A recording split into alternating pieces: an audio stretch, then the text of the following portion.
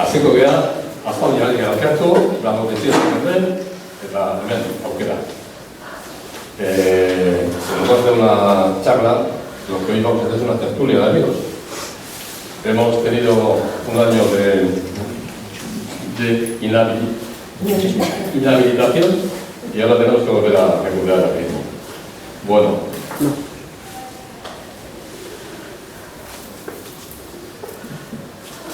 Esto empezó porque nosotros decidimos hacia el verano del 19 que el segundo número del año 2020 se tenía que dedicar al 50 aniversario del Proceso de Burgos, porque una fundación como la de Mario Mendía, donde también está Geo y todo el que es amigo nuestro, pues no podía prescindir de eso, ¿no? Entonces ya veníamos elaborando eso, la idea de que queríamos hacer eso, y hace octubre del 19, cuando le dimos el premio a Carmen Iglesias, estuve con Luis y se lo planteé, y resulta que ellos, Valentín de Foronda, tenían la misma intención. Entonces, a partir de ahí, pues empezamos a hablar, y claro, nos encontramos con el sollo de que Luis y sus colegas pues, también estaban empezando a hablar. Entonces, nos permitieron colaborar de alguna manera en ese proyecto, y por eso ha salido el proyecto que ha salido, ¿no? A partir de ahí, hay algunas anécdotas que son, no sé, bonitas para contar. No nos dábamos cuenta de que había pasado 50 años, y cuando empezamos a llamar a la gente para que se hiciera una mesa de debate, resulta que no había nadie. En el PNV no había nadie que en el año 70 estuviera en activo, y ahora estuviera activo. En el Partido Socialista no había nadie que en los años 70 estuviera en activo, y que ahora estuviera activo. Entonces, sí estaban, en el Partido Comunista estaba a día de hoy, en el MC, aquella MC que vino de saber, pues estaba el genio del río, y entonces pues, todos han colaborado en este proyecto, ¿no? Pero se daba la circunstancia que al principio nos parecía un poco sorprendente, ¿no? ¿Cómo que no hay nadie? Entonces, echamos mano de Román Sudupe, que tenemos una amistad con él, y nos decía, no, yo todavía no estaba en la política. Y Jauregui todavía no estaba en la política.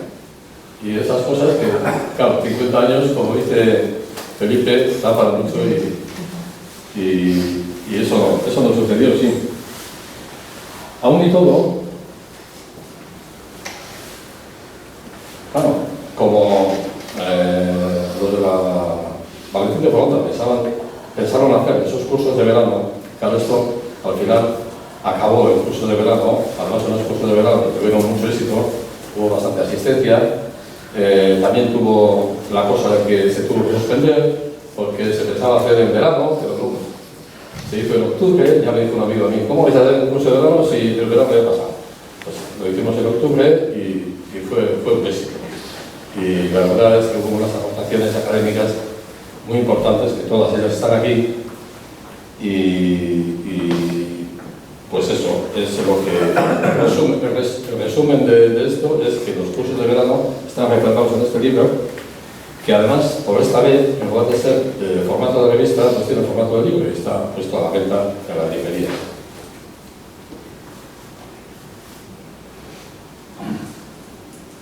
Bueno, y no me queda nada más que decir, más que agradecer a Kate su ayuda para el curso de verano y su presencia aquí, que presidió en la inauguración de los cursos, su presencia hoy aquí, y su presencia también en la revista donde ha escrito la introducción de este libro. Y agradecer a Luis. Sin Luis esto no hubiera sido posible. Luis y sus colegas, pero fundamentalmente Luis para mí es el almacén de este libro, y el rigor académico y las ponencias tan importantes que hay son gracias a las gestiones que han hecho él y sus colegas. Y nada más, tenemos que acabar a las 7. Luego tenemos un lunch, que es casi obligatorio en los actos que hacemos en el SASPI. Por tanto, esta tertulia será muy corta, luego podéis preguntar lo que queráis, con la condición de que a las 7 estemos ahí. Sí, ha dicho lunch, pero es botellón, ¿Qué va? Creo que no es real. ¿Qué va? Preocuparte por eso. Mira, va a tener que os cuento un poco la historia de la revista. Voy a tener que dividir, el único de los que está aquí. Tú haces eso, lo que hacen muchos así, tú pasas por aquí. Silvas y tú, Por tomar un vino aquí es mejor que por jugar a golf, ¿verdad? Bueno, tú la has casado. Cuando va el policía dice, me he dado cuenta de que aquí se apunta. Y le dice el camarero, tus ganancias. José. Bueno, lehendabizki eskerrik asko natortzagatik, eta placer bat. Micrófono. Es que máscara eta gauza hauekin, arnotzen degunean ja, denbora junta. Bai, esan ez, placer bat, Jesus Maria Sanchez, hau da, placer bat dela aspaldiko partez hemen elkartzea eta gai interesgarri baten inguruan hitz egiteko eta eztabaidatzeko. Nik gutxi zingo dut, nik nire iritzia hemen Luis Castells dago eta nik uste dut edi baino beto izan dezakela zertan den aldizkaria zergatik egin duten eta nondik nora. La revista Gran Place ha realizado un esfuerzo añadido, diríamos que especial, para conmemorar el 50 aniversario del Consejo de Guerra de Burgos de 1970. Han pasado 50 años, yo tenía 13 años entonces, de lo cual tampoco me acuerdo de mucho, ¿no? Me acuerdo que en el quinto piso vivía un chaval que decían que eran nacionalistas y bajó con una cassette, un día de estos bajó con una cassette y la pusimos en casa era cuando Mario un día dice, ¿seguro que María está total? No me acuerdo de mucho más. Luego sí he hablado con gente que estuvo en el seminario en Burgos y que contaban cosas, pero vamos, la impresión personal mía es que no me enteré de muchas cosas del Consejo de Burgos por la edad, es decir, con 13 años en Azcoitia, pues te preocupabas más de ir al monte, de intentar ligar y de cazar pájaros, ¿no? Intentar, he dicho. No fue el único consejo de guerra memorable en aquella época, asimismo memorable y repleto de acontecimientos que no han pasado inadvertidos. Pero sí ha llamado la atención de historiadores y politólogos ha sido por las repercusiones que a largo plazo ha traído consigo. Yo creo que lo más interesante de esta revista, que tiene muchas cosas interesantes, es un poco el balance que se hace a posteriori, después de 50 años, todo lo que significó simbólicamente el Consejo de Guerra de Burgos, cómo fortaleció una idea de lucha y luego pues ya sabemos todo lo que ha traído eso, ¿no? No me voy a extender mucho, un par de consideraciones de mi propia cosecha que creo que pueden ser interesantes e incluso pueden servir para futuros debates. Hay una variante sentimental sobre la realidad del Consejo de Guerra. Sentimental, he dicho, que decir, muchas veces se piensa que la adscripción a ideologías es puramente racional y no es verdad. Generalmente hay una deriva sentimental en todo que hace que actuemos en detrimento de la razón, la razón entre comillas también. Eran tiempos de dictadura brutal y feroz, de conculcación de libertad y derechos fundamentales. Se juzgaba a militantes vascos. Ahí está la primera nota característica del juicio. Se juzgaba a unos vascos en concreto, pero por extensión la propaganda de entonces, y en algún sentido la de ahora, al confundir lo particular con lo general, hablaba del juicio al pueblo vasco. Ahí empezó, yo creo, una de las derivas que luego eran los militantes, pero la propaganda era juicio al País Vasco, al pueblo vasco en general, ¿no? Sin diferenciar entre vascos que apoyaban a dichos militantes, que la verdad se echa entonces no eran muchos, de los vascos que apoyaban a la dictadura, que eran muchos, más de lo que se ha confesado o de los que sin ser, y también había gente que sin ser totalmente indiferentes a cualquier causa, se preocupaban del esfuerzo diario por sobrevivir en unas condiciones laborales que no lo olvidemos, no son las de ahora, afortunadamente. Es decir, porque a la vez o por ahí que se hace el Consejo de Guerra de Burgos, se están juzgando a militantes comunistas y a sindicalistas, es decir, pero lo que pasa a la historia es el Consejo de Guerra al pueblo vasco, ¿no? Pero el sentimiento en detrimento de la razón, eso que Pascal en su genio llamaba corazón, el corazón tiene razón desde la razón no entiende, en francés suena mucho más bonito, como sabes, eso que llamaba Pascal el corazón, que no solamente el sentimiento, sino todo lo que está alrededor del sentimiento, en detrimento de la razón, prevaleció en el terreno de la acción. Incluso Sartre, Jean-Paul Sartre, filósofo, en el prefacio a la obra de Gisèle Halimi, que fue una de las abogadas que participaron y luego escribió un libro sobre el Consejo de Guerra, cuyo prólogo es de Jean-Paul Sartre, un prólogo que lo han vuelto a editar por estas fechas para dar a entender que el Consejo de Guerra de Burgos, la lucha de los militantes vascos, no era una lucha aislada, sino que en un contexto generalizado de lucha general, incluso Sartre, fijaros, Sartre, Jean-Paul Sartre, premio Nobel de Literatura, nos apoyó. Por cierto, que Gisèle Halimi falleció el año pasado sin mucha pena ni gloria, es decir, que no hay demasiadas referencias en la prensa sobre el papel, es decir, que fue un papel muy interesante en su época, Gisèle Halimi. Eso es lo que dice Sartre, que a mí me parece que cae en un sentimentalismo casi adolescente. Solamente a partir de ahí el hombre dejará poco a poco de ser el producto de su producto para convertirse al fin en el hijo del hombre. Mencionaremos estas concepciones marxistas.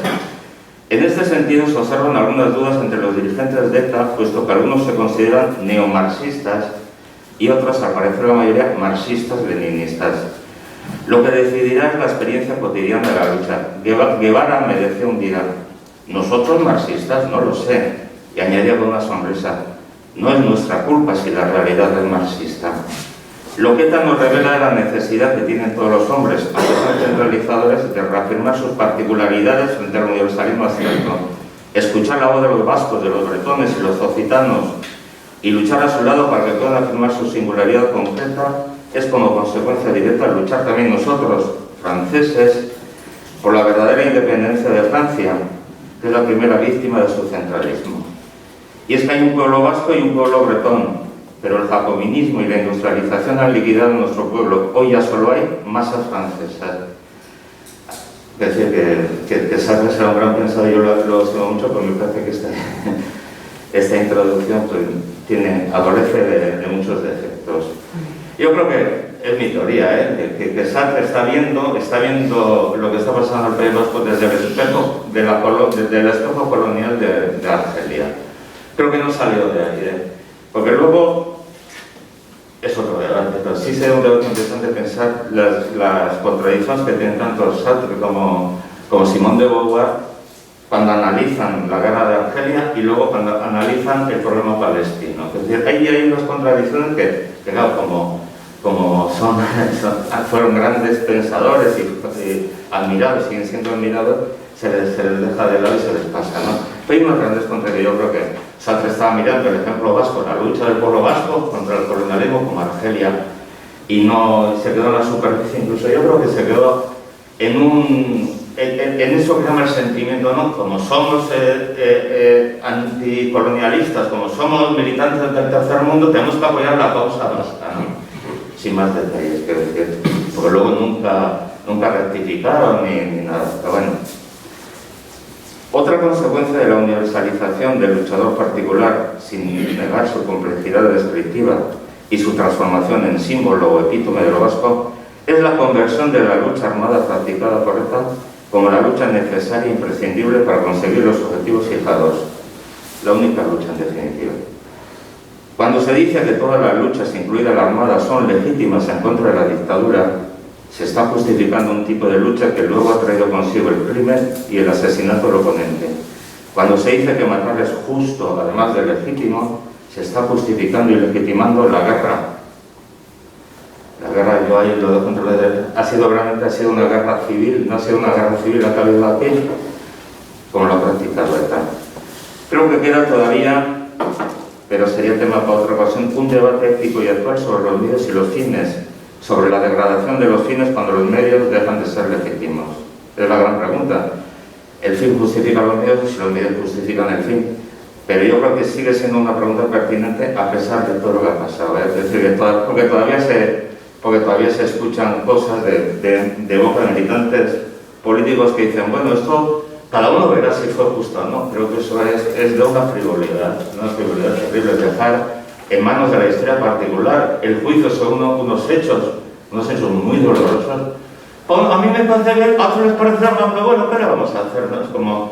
Es como decir que es que estas manzanas son malas para mí, pero bueno, no tiene esa trascendencia. Mira, estamos hablando de cosas tan serias que políticos todavía estén, políticos, incluso historiadores, no hablan de los Castells.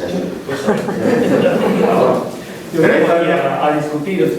No, pero tú ya sabes lo que estoy diciendo. Hay gente que todavía piensa que, claro, la lucha de estas, según desde qué punto se mire, claro. No, pero creo que, y mira que ha pasado tiempo, y mira que ha habido discusiones, pero creo que las ruedas quedan dando vueltas, girando en eso de que, pero si Franco era malo, un ejemplo concreto. Creo que sería un tema de debate. Si Franco era malo, matar a Carlos Blanco era bueno. Ahí está, yo lo dejo ahí. Es decir, que me falta a mí que los fines, y yo creo que todo, y está en la revista el número de esa discusión. Yo creo que en este número está ese. Yo creo que es muy importante. Tenemos que tener las cosas claras, ¿no? Hemos sido lo que hemos sido, somos lo que somos, y ha pasado tanto tiempo y tanta sangre por debajo, como dicen los albaneses, está pasando tanta sangre por debajo del puente. Si no estaríamos hablando de cosas trágicas, ¿no? Otra de las consecuencias del Consejo de Guerra fue la aparición de sectores que de una manera u otra trabajaron por la conmutación de las penas de muerte, denunciando la dictadura franquista, especialmente la prensa y los intelectuales. Quiero decir que, y esto también está en esta revista, el artículo de Isabel Martínez sobre el papel de la prensa internacional, las presiones, los intelectuales, cómo se movilizan los intelectuales, sobre todo para que se conmutaran las penas de muerte. Es decir, hay varias cosas, una es que tú pidas la conmutación de la pena de muerte, otra cosa que denuncies el franquismo y otra cosa que justifiques a esa. Es decir, hay niveles, ¿no? Me imagino que con el tiempo y viendo la deriva de ETA, muchos de ellos se sentirían decepcionados, especialmente los periodistas, amenazados y asesinados a su vez más tarde. Pero si algo significa la democracia, por imperfecta que sea, es que aporta un marco donde gestionar las frustraciones y contradicciones de la sociedad se hace de forma casi amable y no al tiro su utilización de la violencia. La revista Gran Plaza y la Fundación Mario Mendía no podía desperdiciar el aniversario ni dejar de celebrar el hecho. En primer lugar, ya lo ha dicho Alberto, por la implicación de Mario Mendía en el juicio de Burgos. Su evolución sincera es la misma que la de muchos vascos que pasaron de la defensa de ETA a su crítica, asumiendo con ello riesgos personales físicos y morales que todavía no han salido a la luz en su totalidad. Y como nada se gana alentando tristezas y recuerdos dolorosos, celebremos este número de Gran Plaza porque significa que el pensamiento, en su variedad más inaprensible, que es la crítica, sigue viva, al menos en esta parte del país. Y yo les dejo con los demás ponentes. Muy bien.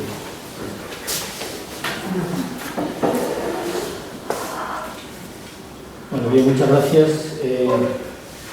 Primero, una vez más, mi alegría por estar aquí en Zarauz, tengo tan buenos amigos, empezando por Alberto, una persona magnífica, un hombre estupendo, motivador, en fin, una voluntad de seguir intentando cambiar la sociedad que es absolutamente elogiosa, ¿no? Bueno, aquí tengo muchos amigos, yo voy a respetar, y ya sería efectivamente más que hablemos nosotros, aunque ya el tiempo nos va premiando, nos hagamos una tertulia. Agradecer, por supuesto, la presencia de Arcaiz.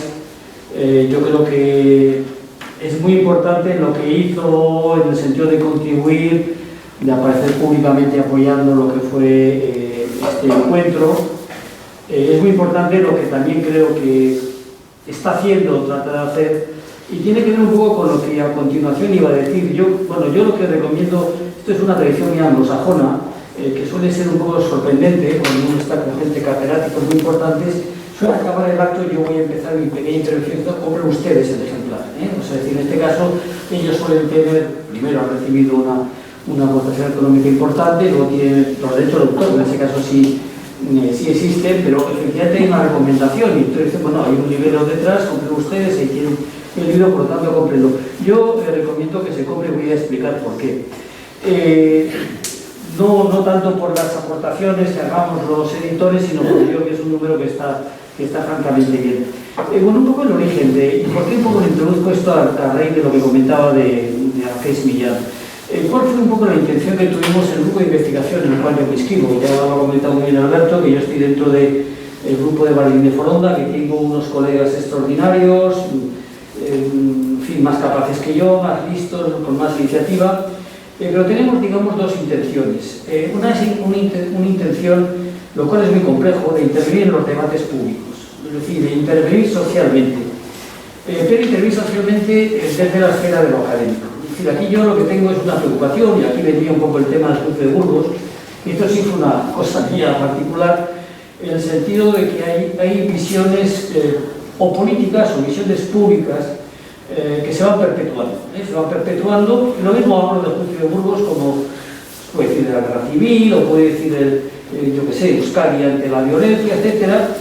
Hay visiones públicas interesadas, no fundamentadas, que no tienen un soporte académico, pero que sin embargo son las que se estudian, ¿no? Y entonces en ese sentido a mí, bueno, me preocupaba que una vez más, campos que tienen que ser campos, y eso también lo voy a comentar ahora, de la historiografía, pues fuesen campos para, digamos, hacer políticas actuales. Bueno, esto es algo que me preocupa en relación, por ejemplo, con el tema de la transición en la actualidad, en la cual la transición se analiza no como un proceso histórico, sino como un hecho que ocurrió, pero que lo utiliza hoy en día según mi conveniencia. ¿No? En ese sentido, el Club de Burgos, por lo que no explicaré, pues forma uno de los pilares de la psicología que sigue siendo muy operativa en el caso de ETA, ¿no? Y en ese sentido, nuestra preocupación era decir, oye, vamos a intervenir, como vamos a intervenir también en el tema, yo que sé, del 3 de marzo de Vitoria, ¿no? O sea, es decir, no vamos a dejar que sean otros los que sin ningún fundamento den una interpretación sesgada. Yo creo que efectivamente son, y este es un poco el tema, son objetos históricos, ¿no? Yo uno de los dicho, el curso verano fue estupendo, yo recibí unas críticas buenísimas por el curso verano, acusándome, fue allí ya, pero luego me han llegado por escrito, ya más a través de los cursos, en fin, un poco acusándonos de falta de pluralidad. Y este es un concepto también preocupante que se lo traslado también al CAI, porque es un concepto que lo utiliza, por ejemplo, Gogora habitualmente, ¿no? Pluralidad en este sentido lo despojan de cualquier componente académico. Es decir, es un poco uno de los problemas que tenemos en Euskadi de pensar que todo el mundo puede opinar de aquello que ha vivido, que le han contado. Entonces, da lo mismo que venga un historiador contando, oye, yo llevo 3 años investigando, 4 años, no, yo soy el que opino. Es un poco lo que ya plantea Felipe, y además es una tendencia posmoderna de alguna forma, ¿no? Es decir, es el relativismo cognitivo, ¿no? O sea, todo el mundo, es lo que nos decía hace poco una insigne diputada, por supuesto, no todo el mundo tiene su verdad, ¿no? Pero eso efectivamente es una orientación que está, digamos, en las disciplinas académicas hoy en día. O sea, es decir, no hay un conocimiento veraz, cada uno tiene el suyo, claro, eso aplicado ya aquí les viene, en fin, como anillo al dedo, ¿no?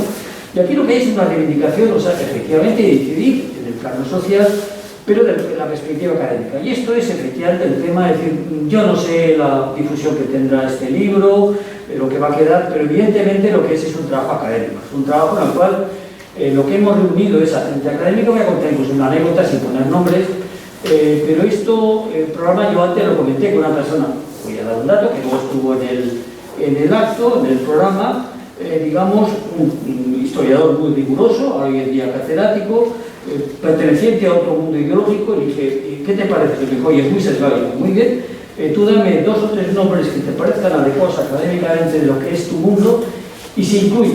Pero además, si tú me lo dices, se incluye. No me dijo ninguno. Se apuntó él. Se apuntó él no porque quería apuntarse, sino porque no encontró ninguno. O sea, académicamente me refiero.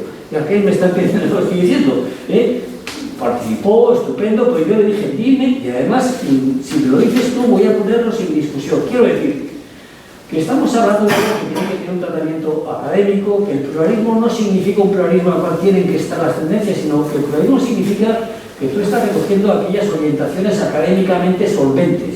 Voy a poner un ejemplo, pues yo no voy a llamar a Iñaki Egaña, y voy a poner un ejemplo más concreto, tampoco voy a llamar a Lanzado, a pesar de la fama que tenga Lanzado, digo aquí porque estoy entre amigos, y si no estoy entre amigos también lo diría, ¿no? No le voy a llamar porque no tienen una solvencia académica. Puede ser que, no sé, sacando muertos, etcétera, pues sí lo tengan, pero lo que es el mundo académico contemporáneo no tiene. Entonces, hay un interés en este sentido por nuestra parte de todo aquello que lo hagamos que tenga un soporte académico, que es al final, lo que yo no sé, yo soy ya mayor, soy escéptico respecto a lo que hacemos, pero si alguna vez queda algo, pues quedará aquello que tenga, digamos, un cierto pozo de rigor, ¿no? Y en sentido es lo que hemos tratado aquí. Es decir, este es un número, bueno, pues que hemos intentado combinar varias cosas, ¿no? Hemos intentado combinar, hola Carmen, no hay online aquí, ¿no? Es que las Carmenes saben mis sufrimientos cuando tengo que hablar online, no sé qué, en casa, en clase, en fin.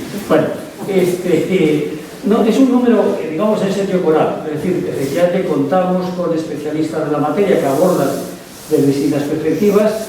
Dicho sinceramente, pues como todo número colectivo hay textos mejores y textos, lo digo sinceramente, estupendos, textos estupendos, que no voy a decir cuáles, pues sería una, en fin, dejaría el mal lugar quizás. En general el tono medio es elevadísimo, pero hay algunos textos absolutamente recomendables de leer, que van recogiendo distintos aspectos. Y eso lo hemos intentado combinar, digamos, con interpretaciones, visiones de aquella gente que más o menos vivió aquello desde distintos ángulos, ¿no? Partidos políticos, pero también personas concretas. Es verdad que, en fin, ya quedamos pocos aquí, lo vivimos de una manera más o menos intensa. Yo, de hecho, estuve en Burgos uno de los días del juicio.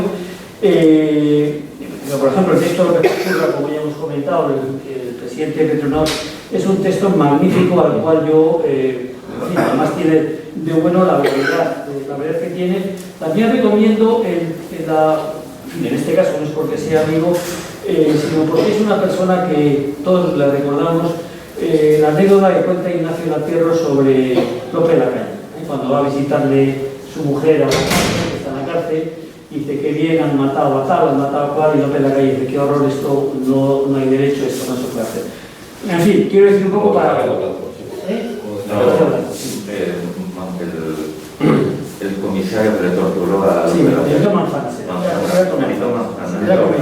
Yo, por no llevar la contraria, no le era por Melitón. Es Melitón que luego su viuda nos dijo que lo había torturado hasta lo indecible. Sí, sí. El señor Melitón a Lope de la Calle. Sí, sí. Bueno, en ese sentido, ¿no? Yo creo, y luego hemos intentado recoger también las voces de aquellos que escribieron en aquel momento. Hay algún texto, la carta de la cárcel, que está apodada por mí, pero es una suerte, ya digo, que yo he hecho de censor. Teníamos un lenguaje, hay que entender las cosas tal como se decía en aquel tiempo. Escribíamos unas cosas que, visto desde hoy en día, son horribles. Horribles, no solamente desde el punto de vista, digamos, de pensamiento, sino incluso desde el punto de vista de cómo se escribía, perfectamente reflejar unas mentalidades extremadamente sectarias, que era lo que éramos en general en aquel tiempo la gente de la oposición, y de luego poco demócratas. Yo creo que el número está bien. Voy a acabar aquí porque quiero, voy a acabar, en mi caso eso es difícil, una vez que me dan la palabra que acabe, o sea que Alberto por favor me lo dice. Yo creo que hay muchas cosas contenidas en el texto. Yo sí, sin embargo, sí me gustaría decir algo. Yo creo que no es bueno hablar, eso lo hace algún buen amigo mío, ayer mío escribió un escrito estupendo. Entonces, no comparto la idea de hablar de ETA en general. Yo creo que efectivamente, sin entrar, aunque luego si queréis entramos, estamos digamos en tertulia, la ETA, bueno, está mala ETA, sí que es una mala división, pero sí hay que hablar de ETA en cada momento y lo que es. Es decir, no es lo mismo ETA en el 66, con las pugnas internas, con lo que luego sale ETA Verde, con mi queridísimo amigo Pachi Turriaz en este caso, ¿no? Y con las ideas que tenía, luego los Felipe, yo ya era Felipe en aquel momento, etcétera, ¿no? Por lo tanto, es decir, con una tensión interna muy acusada, en el sentido de qué orientación tenemos que tener, una orientación en sentido más de carácter de clase, más obrerista, reacia a la violencia, y un segundo momento incluso que es la ETA del 70, que es la que estamos aquí. La ETA del 70, es decir, del juicio, es un caos ideológico. Yo no sé qué término emplea el propio Mario, pero creo que él habla de ese tiempo del caos absoluto. Ahí, en fin, pues ha salido, han hecho el congreso de la ETA sexta, va a haber una derivación que luego acaban la mayor parte de ellos en la LCR, o sea, el trotskismo, por lo tanto, abandonando lo que son los postulados, digamos, que luego van a ser tradicionales de ETA. digamos, es un marasmo absoluto, ¿no? Es decir, bueno, decir, ellos mismos los que están en la cárcel no saben lo que se está debatiendo. Y hay un debate también muy intenso en el cual digamos, la mayoría de la organización de ETA deriva hacia posiciones que van a ser luego trotskistas o su integración en la LTC. Por eso quiero decir que hay debates internos.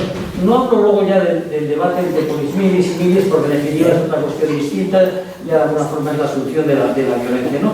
Pero yo creo que hay que hablar en cada momento de lo que es ETA, y ETA en el 70 es, como digo, es un caos ideológico y es una organización con una debilidad extraordinaria. No me quiero meter mucho, pero sí apuntar algunas cosas, ¿no? El juicio de Burgos frente a lo que querían los que lo habían inducido o provocado, que también sobre esto hay varios debates, lo que facilita es que hay una ETA reforzada, es decir, lo que algunos llaman una refundación de ETA, y que efectivamente a partir del 71-72, por la nueva ETA que se va a crear en torno a ETA quinta, que bueno, ETA en definitiva, pues vamos a tener, digamos, una aparición de ETA, ¿no? Yo creo que de Burgos efectivamente da mucho para hablar y ahora sí que me voy a callar ya, pero sí, por ejemplo, en ese sentido queríamos un poco indagar en lo que era ETA en aquel momento, porque de alguna forma la idea esto de las políticas públicas, lo que decía de alguna manera también ahora Felipe, y yo vengo con una idea que lo expresaba muy bien Elías Tornés, que tal vez vivió aquello. Ella habla del arrastre emocional de ETA entre la población vasca. Es decir, ETA sí significó un antes y un después, y esto lo habla yo antes con Ignacio Latierro en el sentido de la aparición de una ETA que se desarrolla socialmente en ámbitos en los cuales hasta ese momento no había habido, ¿no? Y en ese sentido, y con eso si acabo, es decir, digamos, lo que va a interpretarse como discurso de ETA se va a basar en 4 elementos, en 3 elementos si se quiere, que son el asesinato, la muerte de Echevarrieta, juicio de Burgos, Carrero y septiembre del 75. Y sobre estos 4 elementos se va a articular una simbología, se va a articular un discurso simbólico de ETA muy fuerte que prende de manera muy intensa en la sociedad vasca. Y en ese sentido, un poco la obligación como historiador es decir, bueno, pues ¿qué era ETA en el 70? ¿no? Que evidentemente no hay, como se pretende por parte de los discursos actuales, yo leía recientemente, Costa Regal, etcétera, en la cual establecían la conexión juicio del Burgos, ETA del Burgos, con la ETA que vino después. Pues, en fin, evidentemente, yo sí comparto la idea que expresa López Achurra, es decir, de que con ETA del juicio de Burgos introducimos esa idea que él explica de la banalidad del mal, pero sí creo que efectivamente ETA en el año 70 es una hibridación de elementos que evidentemente conectan con dificultad o no conectan con lo que será ETA a partir de la transición. Con esto ya, Alberto, sí que acabó por fin. Tú estabas pensando eso, me está pegando patadas. Me está pegando patadas a ver cuándo acababa. Ya me he dado cuenta. Pero bueno.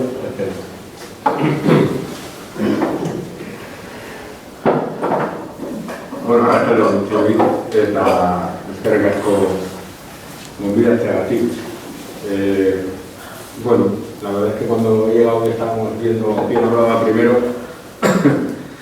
hemos estado pues, planteando, ¿no? Al final, el que habla primero puede transmitir las ideas con una cierta primicia y después bueno, pues vamos añadiendo pues cosas que seguramente se han repetido. Bueno, yo tenía un par de cosas apuntadas y voy a intentar hacer un poco cuál es mi papel hoy aquí y también aportar un par de cuestiones que me parece que... Ahora tu pescadillo, ¿me sabes? Poner, ¿no? Ahora. Que son un poco las dos cuestiones que planteaba en la pequeña introducción que me persiguió Luis para que aportara a la publicación. En primer lugar, yo creo que aunque muchas veces se dice por elegancia, en este caso para mí es un auténtico honor estar aquí, porque creo que el papel que me toca aquí de representar a la Diputación Foral de Guipúzcoa y por qué no, también, aparte que me toca, aunque sea más recién llegado que muchos de los que estáis aquí, también el calor del Partido Socialista de Euskadi desde las instituciones y el papel que jugamos los que somos militantes en las instituciones con respecto a lo que significa tanto la revista Gran Plan como la Fundación Mario Naidía, como las dos personas que comparten conmigo la mesa abierta. Y quería transmitir que me parece para mí un lujo también, más allá de lo que pueda ser lo correcto decir, compartir mesa con dos personas que creo que admiro por dos cuestiones diferentes, ¿no? Pero que son, en el momento político actual, pues personas que representan dos cuestiones muy pertinentes. Por un lado, yo creo que bueno, pues ser una persona del mundo literario euskaldun y estar absolutamente sitiado por el nacionalismo como Felipe, pues es algo muy meritorio y es algo que yo admiro mucho como euskaldun, como euskaltzale y como ex-nacionalista. Y me parece admirable y un lujo por esa cuestión. Y en cuanto a Luis, pues yo creo que el objetivo que él ha descrito de su tipo de investigación y del momento político actual y su intención de combatir esa supuesta pluralidad presente con una especie de desrigor en la representación de la investigación de hechos históricos, pues es también admirable. Con toda la humildad y con todas las dificultades estamos un poco en eso, y personalmente, además de que puedo decir que admiro a estas dos personas, pues siento que es un poco nuestra obligación desde las instituciones también intentar que las políticas públicas tengan esa orientación. Ambas dos, en el caso de un diputado de cultura como yo, pues todavía más pertinente. Bueno, y dicho eso, yo sí quería aportar dos cuestiones que planteaba en la introducción y que, bueno, pues no dejan de ser, pues quizá, sobre todo una, ¿no? La cuestión de que, en algún sentido, el proceso de Burgos supone la fundación del mito de ETA como concentración, como paradigma de la lucha antifranquista, como representación del pueblo vasco, como tantas otras cosas que luego nos ha costado tanto desprendernos de ella, con esa vinculación emocional que describía Felipe, que seguramente está en la raíz de esa dificultad de mucha gente de la sociedad vasca para desvincularse de lo que ETA representaba, que cuando uno lo mira de manera más desapasionada, pues no deja de ser nada más allá que una ejecución violenta de un proyecto totalitario que no entiende la pluralidad de la sociedad vasca y que además no era absolutamente nada novedoso, porque en el integrismo en Euskadi y en Euskal Herria y en las tierras colindantes pues hemos conocido desde el carlismo y desde el integrismo católico pues maneras de ver el mundo bastante similares y que desde luego pues tenían nuevos trajes en los años 60 y 70, pero el tuétano era el mismo que hemos conocido pues, en el carlismo y en otra serie de ideologías nada novedosas en estos años. Y por otro lado, una cuestión que sí me parecía pues también relevante, y es que me parece que la generación de los enjuiciados en Burgos de alguna forma rompía una especie de, no sé si de tabú, pero sí de cadena de silencio entre los derrotados de la guerra civil, ¿no? Eso de que a mí, ver una generación de gente muy joven enfrentándose con esa insolencia a un consejo de guerra, a militares uniformados con la espada encima de la mesa, pues creo que algo que sus padres seguramente no se hubieran atrevido a hacer. Y creo que ahí se rompe generacionalmente un tabú y que la dictadura le pilla de alguna forma descolocado. También seguramente ya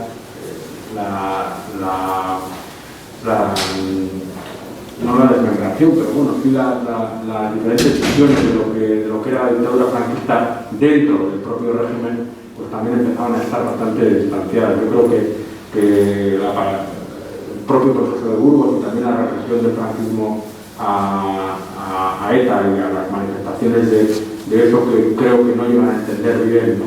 Esa ruptura generacional que comentaba, pues que son tremendamente torpes, ¿no? Desde un punto de vista del propio régimen, porque son contraproducentes y además generan pues, una movilización social sin precedentes que no creo que hubiera sido posible en las generaciones que sí vivieron la guerra, pero bueno, 40 o 50, donde todo ese silencio del país triste en blanco y negro le inundaba todo. Y yo creo pues, que es relevante ver a esa gente tan joven respondiendo con esa insolencia a unos militares que creo que no entendían muy bien lo que estaba ocurriendo. Y bueno, pues no quería decir nada más que eso, que ricasco, y espero que ahora tengamos un poco de tiempo para hacer una tertulia interesante. Sí. Gracias.